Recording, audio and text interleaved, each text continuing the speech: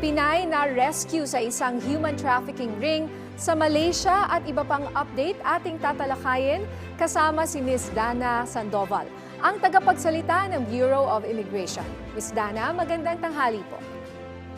Magandang tanghali po, Ms. Nina. Attorney Danny, sa ngalan po ni BI Commissioner Norman Tansingco, magandang araw po sa lahat ng tumatangkilik ng inyong programa. Ano po ma'am itong detalye sa Pilipina na inyong na-rescue sa Malaysia na biktima ng sex trafficking? Yes, ito pong ating kababayan ay na-repatriate po sa tulong po ng Philippine Embassy natin doon, as well as ng Overseas Workers Welfare Administration or OWA. Ito po na-encounter natin sa arrival area ng dumating, and nakakapanlumo po yung storya ng ating kababayan doon who was trafficked to work in a sex den in Malaysia. Siya po ay itinawid from the Philippines po sa bangka, galing pong Palawan. Doon po sa na-encounter niya sa Malaysia, hinaus po siya sa isa.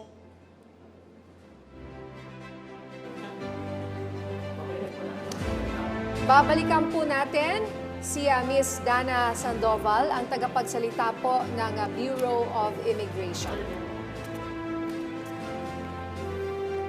Ms. Dana?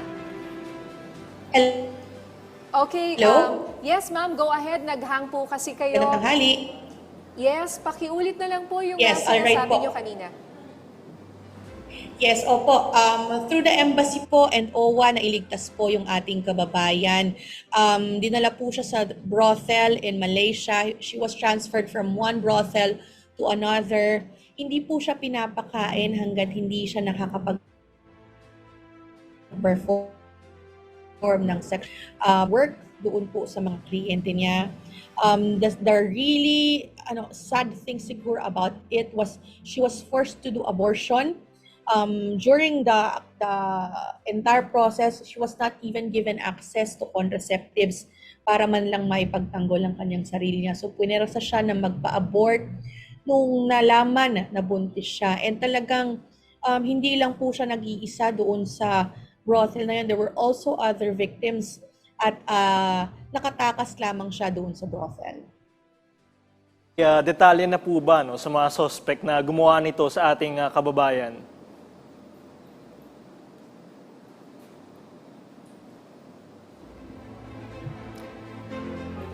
Ay na-repatriate through the help of the Philippine Embassy and OWA. Ito pong case niya, ito ay nasa IACAT, the Interagency Council Against Trafficking. The IACAT po is the interagency, and iniimbestigahan po kung ano po ang nangyari at sino po ang recruiter niya, because this is a clear case of trafficking. Talagang nagawa yung trafficking incident, nangyari yung trafficking incident, and definitely po kailangang managot ng mga recruiter na ito. Doon po laysay ng ating kababayan ay Pilipino rin po ang nag-recruit sa kanya, kapwa din nating Pilipino ang nagdala sa kanya dito po sa sitwasyon na ito. So it's really frustrating and really siguro disheartening na malaman na kapwa pa niya Pilipino, kapwa natin Pilipino po ang nagdala sa kapahamakan doon po sa babae ito. Ma'am, ano naman po ba itong bagong modus na tina-target daw ng ating mga kababayang OFW na malapit nang mag-expire ang kanilang mga kontrata? Yes, ito po yung nakikita natin na bagong trend, napapansin po ng ating mga tauhan sa paliparan. Marami pong OFWs na meron pong Overseas Employment Certificate, may visa po, kumpleto po sa dokumento, ang presenting themselves as returning OFWs.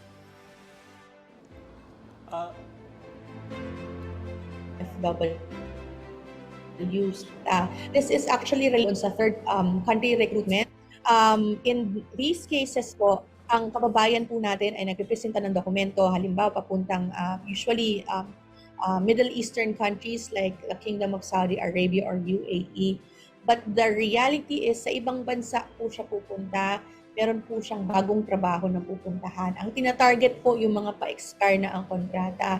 Ang kababayan naman po natin sa kagustuhan po na magkaroon agad ng new work ay pumapayag sa ganito pong mga schemes. We've seen po, our people at the airport have seen a rise to this trend. Kaya po gusto po natin na ma-inform agad ang public dito po sa modus na to, because this is a case of misrepresentation and obviously human trafficking, because it's a way of shortchanging yung mga kababayan po nating OFWs na mag-agree po sa lower salaries, sa hindi standard na mga payments, salaries, and mga benefits po sa kanila, just for them to get the work immediately after the expiry of their contract. Ma'am, ano po yung mga hakbang na dapat nating bigyang prioridad upang maiwasan na po mabiktima ang ating mga kababayan sa human trafficking, lalo na po sa malalayong mga probinsya? Yes, ang IACAT po ay made up of different government agencies, and there are government agencies po tasked to really reach out doon po sa mga kababayan natin, particularly in far-flung areas in the provinces po. Sa BI naman po, who is in charge of the borders, what we want po really is to have a massive information campaign. That's why we are always releasing information about new trends, mga modus operandi po na na-encounter po natin sa ating mga operations, particularly sa mga paran, para aware po ang public na ito po yung nangyayari ngayon, ito po yung mga uri ng offers na natatanggap ng mga biktima ngayon, and this is the result. Ito pong mga ganito pong ang nagiging resulta ng ilan po sa mga illegal offers na makapagtrabaho. So that's why we're really putting the message out about these new trends on human trafficking and illegal recruitment para maprotektahan din po natin ang ating mga sarili. Ma'am, muli, ano-ano po ang mga senyales ang dapat nating tandaan para malaman na illegal recruiter na ang ating kausap? Alam mo, Ms. Nina, madalas ngayon online ang illegal recruitment. Hindi na po yung kagaya ng dati na magbabahay-bahay or merong kakilala ituturo. Madalas po ngayon online sa mga Facebook groups, on Telegram, on WeChat. These are the channels na ginagamit po ng mga illegal recruiters. If it's too good to be true, walang opisina, sa chat lang. Usually po yan, may mga payments involved, sent through money transfer at hindi dumaan sa Department of Migrant Workers. Then magduda na po tayo, magdalawang isip na po tayo dito po sa mga offer na ito. Madami po nagtatanong sa atin, saan po ba natin makikita yung mga listahan ng mga lihitong recruitment agency? At ano pa ang hakbang ng Bureau of Immigration sa mga recruitment agency na patuloy na nanloloko sa ating mga kababayan? Yes, I believe po ang website mismo ng Department of Migrant Workers has the list of the legitimate recruitment agencies, the legitimate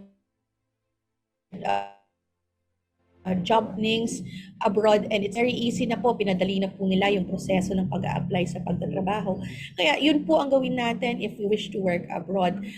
With us po, ang ating hakbang para po dito sa mga recruitment agencies na manloloko is we submit the reports to IACAT and also the Department of Migrant Workers. Kung sila po ay mga accredited na mga agency, usually po yan sinususpindi or kinakansela po ang kanilang mga accreditation, and they are banned po from deploying Filipinos, OFWs abroad. Kung sila naman legal rate, ang NBI po ang nag-iimbestiga dyan para naman po makasuhan din ito pong mga tauhan na ito. Ms. Dana, meron po ba kayong numero or baka may Facebook page na maaaring puntahan ng ating mga kababayan para makapag-report kung nagdududa na sila sa, for example, sa isang recruiter nila o sila ay naloko? Yes, ang pinakamadali po at pinaka-accessible sa lahat sa amin pong mga pages po ay ang aming Facebook. So we have our Facebook page. Our official Facebook page po is facebook.com/Official Bureau of Immigration. Meron din po tayong helpline direct sa office ni Commissioner, facebook.com/immigration.helpline.ph. So kung meron po kayong mga report about incidents of human trafficking, mga possible human trafficking victims. O kaya naman po, kung meron din on the side po, baka naman meron din kayong alam ng mga illegal aliens dito sa bansa. You can report po through these channels and makakaasa po kayo na once received po itong mga reports na ito, they will remain confidential and we will investigate po para matapos po itong mga kaso. Meron po ditong pahabol na tanong mula kay Tuesday New ng DZBB. Nasaan na po ngayon yung babaeng na rescue ninyo from Malaysia? At sino po ang nangangalaga sa kanya ngayon? At ano ang mga intervention na ibinibigay sa kanya ng pamahalaan? Yes, may assistance po yan ng OWA kapag po merong repatriated. Meron pong psychosocial assistance, meron din pong monetary assistance na binigay po ng appropriate government agencies that are members of the IACAT. Ma'am, panghuli na lamang ho, no? May mensahe ho ba kayo at paalala sa mga kababayan natin para makaiwas na mabiktima ng mga human trafficker?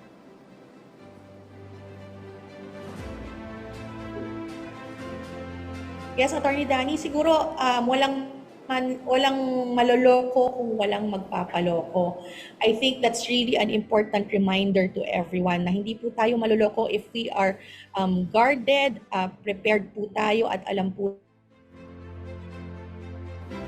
natin. We have to be alert. Kailangan po nating maging alisto. Sabi nga po dun sa isang commercial ng gamot ay huwag pong mahihiyang magtanong. Kung meron pong katakataka, meron pong kaduda-duda doon sa mga offers po sa atin, magtanong po tayo sa mga appropriate government agencies. Maging mas maurirat po tayo dun sa mga offers na inaalok sa atin. At huwag pong basta oo doon po sa magagandang offers kasi mabubulaklak po ang mga salita nitong mga illegal recruiters na to. And siguro a reminder lang to always go the legal way.